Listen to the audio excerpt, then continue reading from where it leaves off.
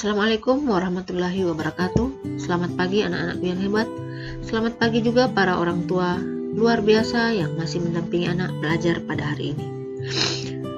Bertemu kembali bersama saya, guru kalian. Pada hari ini kita akan belajar masih pada tema 6, panas dan perpindahannya, pada subtema 2, yaitu tentang perpindahan kalor di sekitar kita.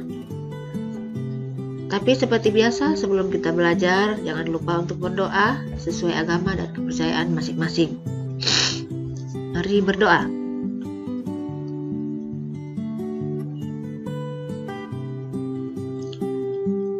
Selesai? Baik, terima kasih. Anak-anak, hari ini kita akan belajar pada pembelajaran 1 tentang menjelaskan isi teks media cetak melalui peta konsep. Kemudian yang kedua, cara-cara perpindahan kalor dalam kehidupan sehari-hari. Baik, kita akan mulai dari materi yang pertama, yaitu tentang menjelaskan isi teks media cetak melalui peta konsep. Nah, sebelumnya, apakah anak-anak tahu apa itu peta konsep? Peta konsep adalah merupakan cara untuk menyajikan ide atau informasi penting dalam bentuk cabang. Nah, pada peta konsep ini, informasi penting dihubungkan dengan informasi lain yang ditulis dalam bentuk kata kunci atau gambar. Masih ingat kan tentang kata kunci? Nah, selanjutnya, melalui peta konsep, sekumpulan data atau informasi diolah dengan cara tertentu, sehingga dapat dipahami oleh pembaca. Nah, kalian nanti akan berlatih di rumah tentang bagaimana menjelaskan isi teks media cetak melalui peta konsep. Nah, selanjutnya kita lanjut pada materi yang kedua, yaitu tentang cara-cara perpindahan kalor dalam kehidupan sehari-hari. Pada pembelajaran sebelumnya kita sudah belajar tentang apa itu kalor. Nah, hari ini kita akan belajar tentang perpindahan kalor dalam kehidupan sehari-hari. Perpindahan kalor itu dapat melalui 3 cara, yaitu yang pertama melalui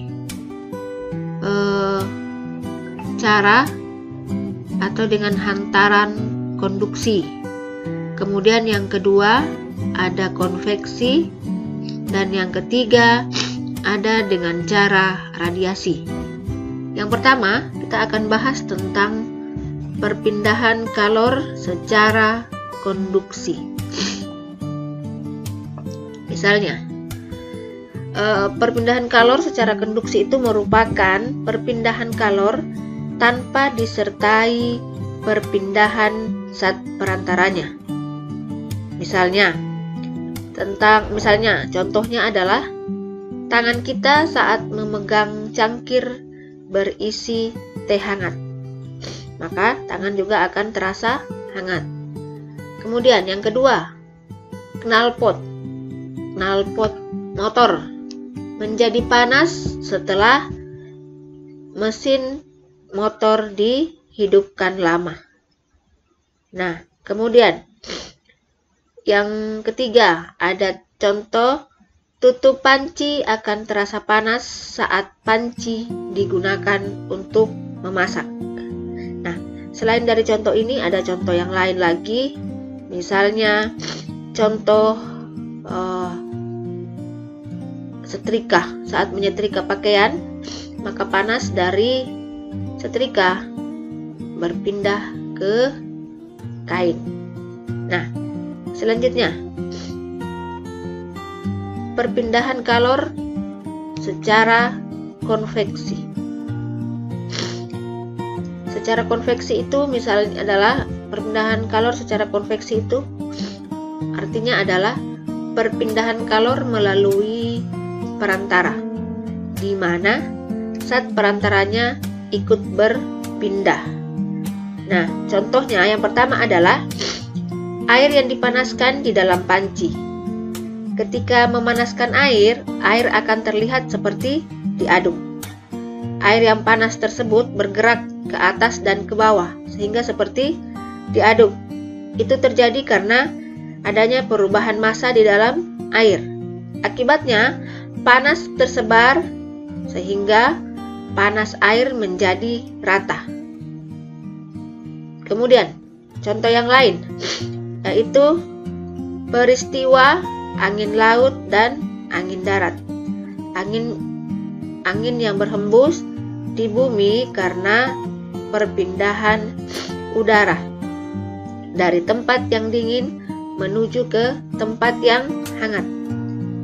Kemudian, yang berikut contohnya adalah sirkulasi udara yang mengalir melalui jendela karena adanya perpindahan partikel udara panas.